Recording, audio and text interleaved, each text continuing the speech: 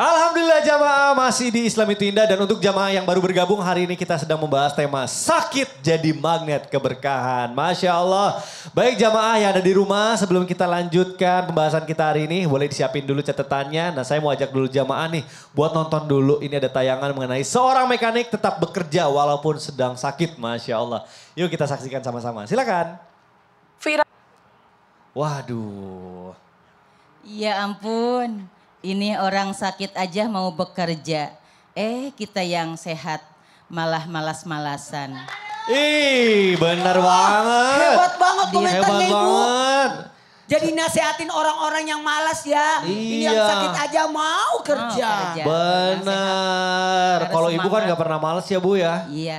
Sehat Ibu terus Bu. siapa sih Bu? Namanya siapa bu? Nama saya Ibu Ida Hindasah dari Majelis Taklim At-Taqwa, Pangalengan, Bandung. Masya Allah, tepuk tangan dulu. Ibu hatur nuhun ya, boleh silakan duduk kembali. Masya Allah, hatur nuhun pisan ya. Baik, selanjutnya saya mau panggilkan Ustadz Bani nih. Masya Allah Ustadz Bani, izin mau nanya lagi. Ustadz bener gak sih katanya orang yang sakit itu suka ada aja rezekinya dari Allah gitu. Nah ini berlaku juga kan soalnya yang merawat juga kan sama ikut capeknya, sama ikut sedihnya merawat dapat rezeki juga gak sih? Nah ini mohon penjelasan Ustadz Bani, silakan. Mohon izin guru kami Ustadz Maulana Ustadz Syam, Mas Mikda dan guru kami dimanapun berada. Setiap kita pasti sudah ditentukan jatah rizkinya. Setiap hari selalu ada rizkinya, setiap waktu Allah selalu berikan kepada kita rizki kita. Nah ketika kita sakit, rizki itu tidak terputus, Allah tetap berikan. Tapi mungkin agak berkurang kuantitasnya karena misalnya aktivitasnya juga berkurang. Tapi tetap Allah akan datangkan rizki itu. Ya, nah sekarang masalahnya kita yang rawat Ustadz. Kalau dia yang sakit rizkinya Allah tetap jamin. Yang rawat rizki kita bagaimana nih? Insya Allah yang merawat juga sama Allah akan bukakan rizkinya. Allah tambahkan juga rizkinya. Maka jangan takut. Jangan pernah khawatir. Saya kalau ngerawat orang tua, ngerawat pasangan, ngerawat anak yang sedang sakit. Nanti rezeki saya berkurang dong karena saya kurang bekerja. Insya Allah tetap Allah tambahkan rezekinya. Bukan hanya rezeki kita tapi juga jatah rezeki dari orang yang sakit. Karena orang yang sakit ini kan dia punya jatah rezeki. Karena dia sakit kita yang rawat, kita sehat. Allah titipkan rezeki itu bisa lewat kita. Ya Masya Allah. Kadang-kadang mohon maaf ada orang datang membesuk bawa makanan. Dia lagi sakit, dia makannya sedikit. Yang besuk bawa 1 kantong kresek. Ada roti, ada buah, banyak itu. Nggak mungkin tuh yang sakit ngabisin. Siapa tuh jatah rezekinya? Yang rawat. Tapi jangan pas ada yang besuk baru datang pura-pura ngerawat. Sebelumnya nggak pernah nongol. Nah, uzubillah min dzalik ya. Jadi ada rezekinya tetap Allah Subhanahu wa taala berikan kepada kita yang merawat. Yang kedua, kalau dia sakit, jatah rezekinya misalnya sehari itu adalah 80%, tapi karena dia tidak aktivitas, jadi dia dapatnya misalnya 40%. Maka 40%-nya lagi di mana? Dititipkan lewat kita. Maka mohon maaf, biasanya orang yang sedang merawat saudaranya, kerabatnya, keluarganya yang sakit, itu rezekinya selalu dimudahkan oleh Allah Subhanahu wa taala. Kalau nggak percaya cobain. Rawat keluarga kita, orang tua kita yang sedang sakit, itu ada aja Allah mudahkan rezeki kita. Kenapa? Karena Allah mau titipkan rezeki buat yang sakit itu lewat tangan kita. Cuman kadang-kadang kita lupa dapat rezeki banyak, yang sakit nggak dibeliin obat. Yang sakit malah kurang dirawat. Jadi yakin, selama kita mau merawat orang, keluarga, sahabat yang sedang sakit, Allah bukakan rezeki kepada kita. Yang ketiga, kenapa? Karena kalau sakit itu tawakal kepada Allahnya tinggi. Kita pun yang merawat tawakalnya tinggi. Nah di antara magnet yang menarik rezeki itu adalah tawakal kepada Allah Subhanahu wa taala. Kata Rasulullah, tawakal kalian kepada Allah dengan sebenar-benarnya tawakal, la razaqakum kama yarzuqut thair. Allah pasti rezeki, memberikan rezeki kepada kalian sebagaimana Allah berikan rezeki kepada seekor burung, pergi berangkat dalam perut kosong, pulang sudah kenyang insyaallah. Aduh Masya Allah. Jadi ini kadang yang kita suka lupa ya. Kuncinya adalah tawakal. Kadang manusia pengen ngatur semuanya. Capek malah jadi berantakan. Betul. Mungkin berserah kuncinya sama Allah ya. Baik terima kasih Ustadz Bani. Masya Allah. Baik. Alhamdulillah nih jamaah yang ada di rumah, jamaah yang ada di studio juga. Nah sebelum saya kasih kesempatan untuk bertanya. Nah ini biasanya, nah sudah berdiri Ustadz Maulana. Saya mau tanya sisi kiri lagi. Baik silakan. Tadi sisi kanan. Ustaz bertanya. Lemes banget sih. Belum sarapannya. Coba diulang lagi kayaknya. Ustaz bertanya. Kami menjawab. Semangat. Nah, ya. Perkenalkan diri. Nama saya Ade Irma dari Majelis Taklim At-Taqwa Pangalengan, Bandung. Tepuk tangan Tepuk dulu. tangan dulu buat Majelis Taklim At-Taqwa dari Pangalengan. Pertanyaannya, pernah nggak jagain orang sakit? Pernah. Tahu nggak orang sakit itu, kalau kita jagain orang sakit itu sama dengan kita bersedekah? Tahu. Ya, bagaimana menurut pendapatnya? Ya, Ya, ya. Dar. ya, tepuk tangan dulu dong. Baik, terima kasih, terima kasih. Deg-degan ya kalau ditanya sama Ustadz Maulana. Jawabannya satu aja ya. Ya. Memang kalau kita ditanya sama Ustadz Maulana tuh aurannya beda gitu. Aura-auran. Silakan Ustadz Maulana. Yang jelas kepada kita semua, barang siapa yang jagain orang sakit, maka itu adalah sedekah. Obatilah orang-orang sakit di antara kalian, kata Nabi, dengan sedekah. Mau nggak bersedekah? Orang sakit itu kalau mau sembuh disedekain. Cara bersedekahnya, mau tahu? Beliin obat. Titip uang sama dia, betul tidak? Karena ketika ada orang sakit, rahmat Allah lagi turun padanya. Orang sakit itu doanya diijabah. Jadi ada baiknya kalau besuk orang sakit, jangan makan di rumah sakit. Orang membesuk itu pahalanya dapat. Tapi ketika dia makan di tempat orang sakit, maka berkurang pahalanya. Jadi sebaiknya jangan lama. Dia sendiri yang habisin buahnya. Dia yang numpang makan di rumah sakit. Sehingga pahalanya malah berkurang. Justru kita bersedekah sama orang sakit. Dengan cara bawain apa yang dibutuhkannya. Itu seperti itu. Nah, dari sini kita bisa belajar kalau mau dapat rahmat Allah, datang besuk orang sakit. Bahkan pernah Rasul bertanya kepada para sahabat, siapa yang datang besuk hari ini? Sudah adakah sahabat yang pergi membesuk hari ini? Yang angkat tangan Sayyidina Abu Bakar. Jadi memang bagus. Salah satu bentuk cuma gini, bentuk mendapatkan pahala dengan membesuk orang sakit. Waktu besuknya bagusnya sesudah asar dan di pagi hari. Kenapa? Sesudah salat asar tidak ada salat sunnah. Supaya kita betul-betul bagus datang ke sana. Jangan waktu malam. Orang mau tidur, jangan. Mau istirahat, jangan. Dan jangan lama-lama kalau besuk. Cukup datang, pegang badannya, kasih empati, doa, sama-sama berdoa, kemudian kita pergi. Jangan tinggal nginap di situ. Aduh, bikin repot ya kayaknya. Bikin repot. Terpaksa yang sakit turun ke tempat tidur. Ya Allah. Saya pernah jagain istri saya waktu sakit. Oh iya? Saya tidur di tempat tidurnya. Ternyata dia tidur di kursi. Ya Allah, astagfirullahaladzim. Ini salah satu contoh yang salah nih kayaknya.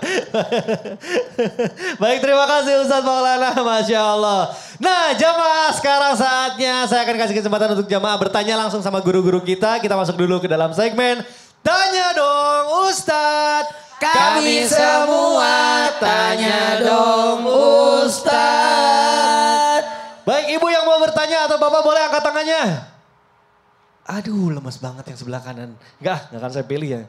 Saya akan pilih yang sebelah kiri aja, yang semangat tadi. Silakan ibu yang mau bertanya, boleh namanya siapa bu? Assalamualaikum warahmatullahi wabarakatuh. Waalaikumsalam warahmatullahi wabarakatuh. Izin bertanya kepada Ustadz Bani. Oh Ya. baik, Ustadz Bani. Ya.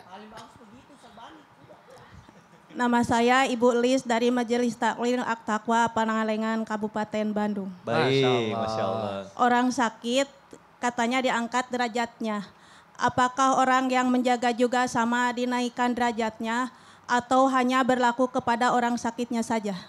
Ya. Oh baik, ini masalah. Jadi Terima kasih. Wassalamualaikum warahmatullahi wabarakatuh. Waalaikumsalam warahmatullahi wabarakatuh. Terima kasih jadi bu pertanyaannya. pertanyaannya diangkat Diangkat derajat. derajatnya, apakah yang sakitnya aja atau yang merawatnya juga ikut dinaikkan derajatnya? Mohon jawabannya Ustadz Bani. Mohon silakan. izin guru kami Ustadz Maulana, Ustadz Syam, Mas Mikdad dan guru-guru kami dimanapun berada. Dalam riwayat Imam Bukhari, Rasul SAW bersabda, Man yuridillahu bihi khairan, yusib minhu. Barang siapa yang Allah kehendaki seseorang mendapatkan kebaikan, maka Allah berikan musibah kepadanya. Di antara bentuk musibah adalah penyakit. Nah, Ustadz, kok bisa Allah menginginkan kebaikan dari musibah, dari penyakit? Apa kebaikan yang kita dapat dari sakit itu? Kata para ulama ada 3. Yang pertama ta'zimul ujur. Yang kedua raf'ud darajat. Yang ketiga mahtul khataya. Apa itu ta'zimul ujur? Allah mau lipat gandakan pahala ibadahnya. Kita nih lagi sehat dengan yang sakit. Sama-sama sholat zuhur. Sama-sama 4 rakaat. Sama-sama berjamaah. Itu pahalanya beda. Kalau yang satu dalam kondisi sehat segar bugar, yang satu sedang sakit. Dia tetap paksakan, dia tetap usahakan, upayakan sholat berjamaah. Masya Allah. Pahalanya lebih banyak yang sakit. Jadi ada ibadah-ibadah kalau kita lakukan dalam kondisi sehat normal, itu pahalanya standar. Ya, kalau misalnya sholat tadi sendirian dengan berjamaah itu 25 sampai 27 kali lipat. Kata Imam Nawawi, kenapa hadis disebut ada 25, ada 27. 25 itu kalau sholat berjamaah tapi sholatnya silent. Zuhur, asar.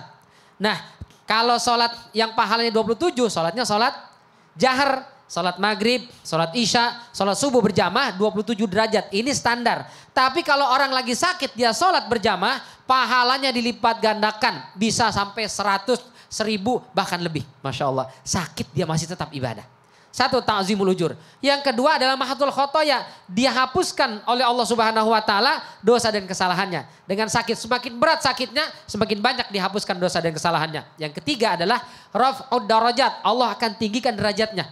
Kenapa? Karena kita ini kalau mau naik tingkat mesti diuji. Di antara ujiannya adalah sakit. Apakah Ustadz hanya yang sakit saja yang diuji? Yang akan naik tingkat, naik derajat? Tidak. Yang sakit naik, yang ngerawat juga sama. Kenapa? Karena kalau kita ngerawat sakit, pikiran juga tidak fokus. Kita mau pergi kemana-mana, keingetan gak sama yang sakit? Keingetan. Mau jalan-jalan, keingetan gak sama yang sakit? Mau makan enak, ingetan gak sama yang sakit? Jadi meskipun kita tidak sakit, kalau kita ngerawat saudara kita, kerabat kita, orang tua kita yang sedang sakit, pikiran juga ikut sakit. Betul. Maka di situ Allah akan angkat derajat kita juga yang merawat, insya Allah. Betul, Masya Allah, jawabannya luar biasa. Karena gak sedikit yang ngerawat juga jadi malah ikutan sakit. Betul. Karena lupa makan. Benar. Ya, Masya Allah, baik. Terima kasih Ustadz Bani, mudah-mudahan terjawab ya Ibu pertanyaannya ya. Baik Ibu yang mau bertanya lagi boleh angkat tangannya Bu. Yang tinggi, Bapak juga boleh. Oke baik. Sekarang saya akan kasih kesempatan untuk Ibu. Silakan Ibu, namanya siapa? Assalamualaikum warahmatullahi wabarakatuh. Waalaikumsalam warahmatullahi wabarakatuh. Nama saya Ibu Neni. Baik. Saya mau bertanya sama Ustadz Syam. Ustadz Syam. Siap Ibu, mangga. Kan yang sakit itu mendapat keberkahan, dihapus dosa-dosanya. Iya, Apakah yang merawatnya juga sama mendapatkan keberkahan? dihapus dosanya. Iya, sama. Baik. Terima kasih. Assalamualaikum warahmatullahi wabarakatuh. Waalaikumsalam warahmatullahi wabarakatuh. Jadi kalau yang sakit itu katanya dihapus dosanya. Nah kalau yang merawat sama dihapuskan dosanya juga atau enggak Ustadz Syam? Baik. Mohon penjelasannya silakan. Baik, Guru Ustadz Maulana, Ustadz Bani, Mas Mikdad serta jamaah yang dimuliakan Allah Subhanahu wa taala. Al-Qur'an surah Al-Anbiya ayat 83-84. A'udzu billahi minasy syaithanir rajim. وأيوب إذ نادى ربه أني مسني الضر وأنت أرحم الراحمين فاستجبنا له فكشفنا ما به من ضر وآتيناه أهله ومثلهم معهم رحمة من عندنا وذكرى للعابدين.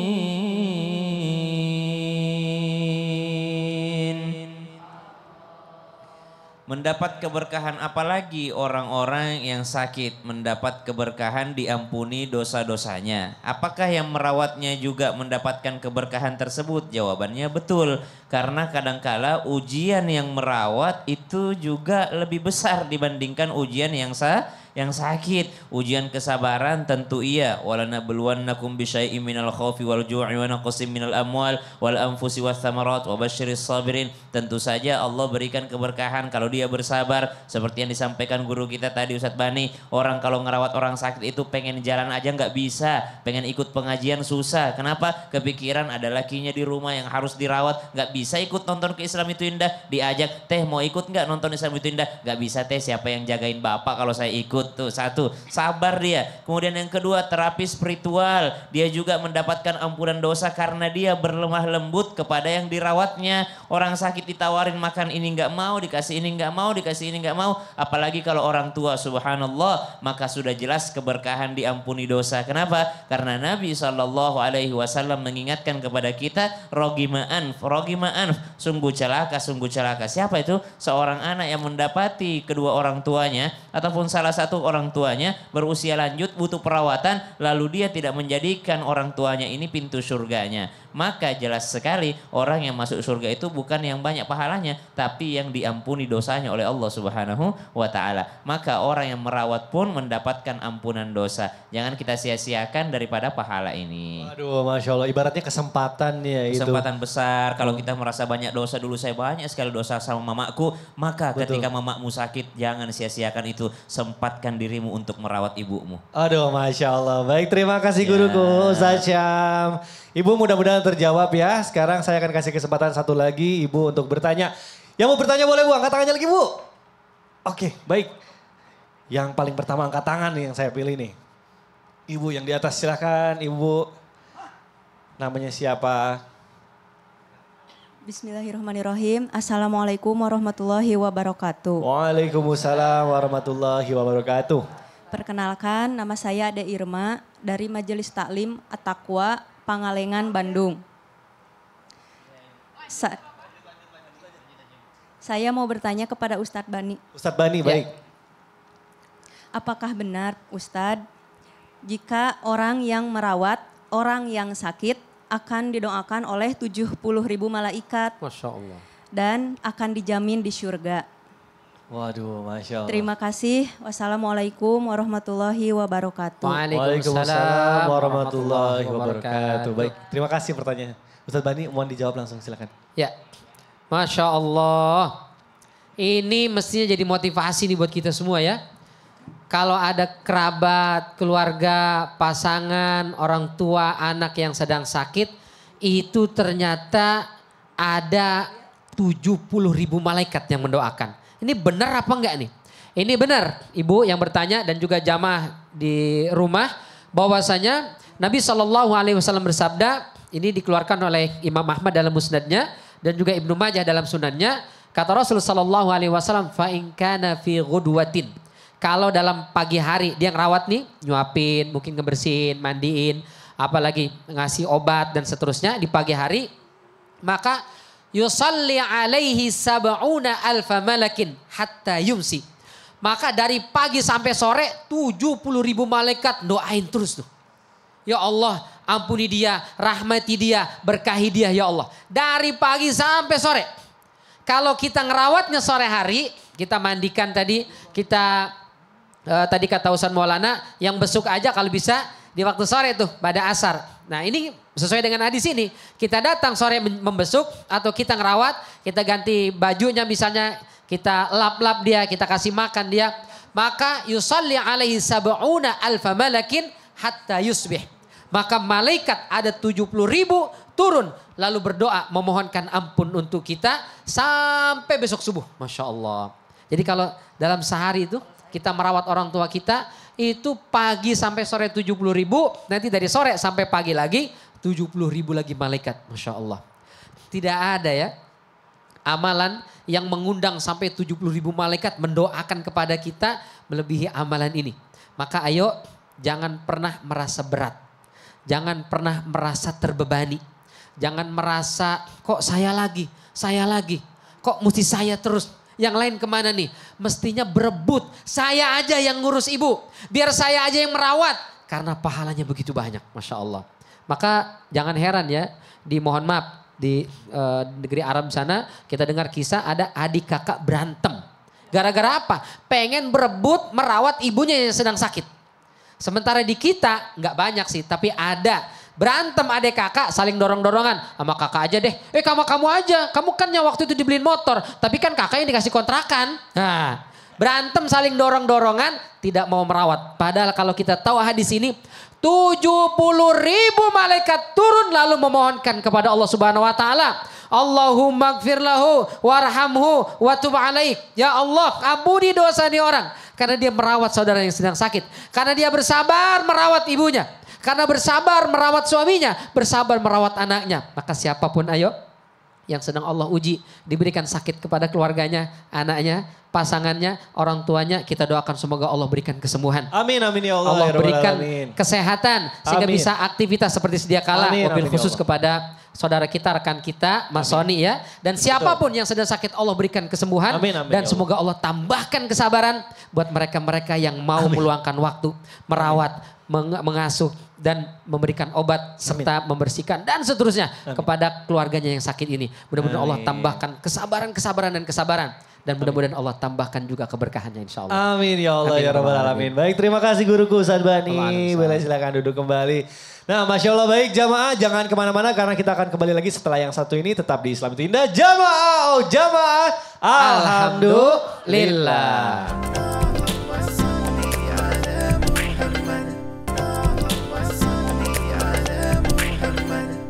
Jamaah, oh jamaah, alhamdulillah. Alhamdulillah jamaah masih di Islam itu Indah dan hari ini kita sedang membahas tema sakit jadi magnet keberkahan. Nah, mungkin ini ada pertanyaan terakhir dari saya untuk guru-guru saya, ada Ustadz Syam dan juga Ustadz Bani. Pertanyaannya, gimana sih caranya supaya kita itu bisa memahami atau membedakan ketika sakit atau kita merawat orang sakit ini adalah apa ya, Allah sayang sama kita atau ini hukuman buat kita, teguran gitu. Nah, mungkin dari Ustadz Syam dulu silakan.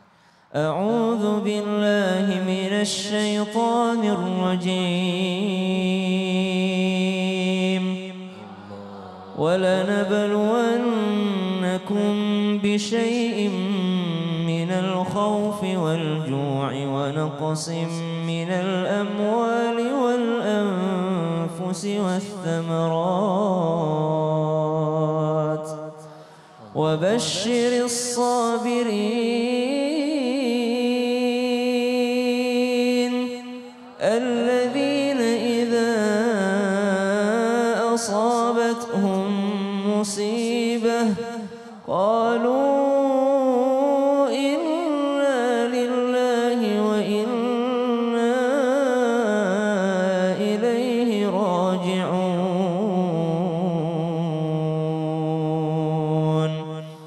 Maka kembali kepada diri kita. Ketika kita sedang sakit, tidak usah ada pertanyaan, dosa saya apa ya Allah? Tidak. Kenapa? Karena memang kita ini banyak sekali dosa yang kita lakukan. Sedikit mungkin kita lihat hal-hal sepele yang mungkin kita anggap itu bukan dosa, padahal dosa. Kita tahu bahwa memulai makan dengan bismillah, kadangkala kita tidak pakai bismillah. Kita tahu bahwa masuk kamar mandi kaki kiri dulu, kadangkala kaki kanan malah melangkah duluan. Itu semua bisa terhitung dosa di sisi Allah. Tapi Allah itu Maha Penyayang. Melalui sakit kita digugurkan dosa-dosanya. Wallahu ta'ala alam. Masya Allah. Jadi betul sekali, yang pertama harus kita munculkan adalah husnuzon kepada Allah Subhanahu Wa Taala. Betul, kita memang banyak dosa, banyak salah. Tapi kata Allah Subhanahu Wa Taala, ma asaba min musibatin fabima kasabat aidikum wa ya'fu an katsir. Tidak ada satupun musibah yang menimpa kita, sakit, perasaan galau atau apapun itu. Kecuali itu memang karena ada dosa dan kesalahan yang pernah kita lakukan. Dan kata Ustaz Sam tadi banyak. Tapi Allah katakan wa ya'fu an katsir. Dari semua dosa, misalnya ada 100 dosa itu. Yang menyebabkan sakit paling 1 atau 2 saja. 98-nya Allah hapuskan, Allah maafin. Karena kalau setiap dosa itu dibalas dengan sakit, mati kita. Selesai. Gak bisa hidup dengan tenang kita. Dosanya saking begitu banyak. Maka betapa baiknya Allah. Husnuzan selalu kepada Allah. Yakin ini karena sayang Allah sama saya. Maka Allah kasih sakit. Supaya apa? Supaya besok udah gak ada lagi sakit di hari kiamat. Sudah tidak ada lagi musibah. Tidak lagi bencana. Tidak ada lagi siksa. Karena sudah Allah berikan di sini. Itu karenanya kata Rasulullah. Idza aradallahu bi'abdihil khair ajjalalahul uqubata fid dunya. Kalau Allah menginginkan kebaikan buat seorang hamba, disegerakan hukumannya di dunia. Daripada di akhirat nggak ada henti-hentinya. Di akhirat sakitnya tanpa putus. Tapi di dunia ada saatnya sembuh. Sakit kita ada saatnya sehat. Sakit kita ada saatnya sembuh. Susah kita ada saatnya bahagia. Maka tetaplah husnuzon kepada Allah. Bagaimana caranya? Dengan terus melakukan kebaikan dan ketaatan. Separah apapun kondisi kita, jangan berhenti doa, jangan berhenti ibadah kepada Allah Subhanahu wa taala. Wallahu a'lam bishawab. Baik, terima kasih Ustadz Bani. Selanjutnya saya minta kesimpulan dari guru kita Ustadz Maulana. Silakan. Kesimpulan tema kita hari ini, sakit jadi magnet keberkahan. Berkah itu ziyadatul khair, bertambahnya kebaikan. Apa yang ditambahkan ketika ada orang sakit? Apa yang ditambahkan ketika orang menjaga orang sakit? Yang ditambahkan ada 4. Apa itu? Yang pertama, ridho Allah bertambah padanya kepada orang yang sakit. Bisa jadi dengan sakitnya makin dekat kepada Allah. Bisa jadi dengan sakit orang yang tinggal bersama dengannya, yang jagain, merawatnya pun akan dekat kepada Allah. Karena belajar dari sakit tersebut. Yang kedua, berguguran dosa-dosanya. Tadi sudah disampaikan, diambil apanya? Semangatnya, cahaya di wajahnya, kekuatannya, selera makannya. Tapi ingat, tapi ketika diambil dan tidak dikembalikan, apa itu? Dosanya. Yang ketiga, mengalir pahala. Sepanjang yang jaga itu ada di situ, mengalirlah pahala padanya. Bahkan orang sakit pun mengalir pahalanya dan doanya dijabah. Yang terakhir, ketika orang sakit itu tanda cinta Allah kepadanya. Amin, amin ya Allah, ya Rabbal Alamin. Jamaah, demikianlah perjumpaan kita di pagi hari ini.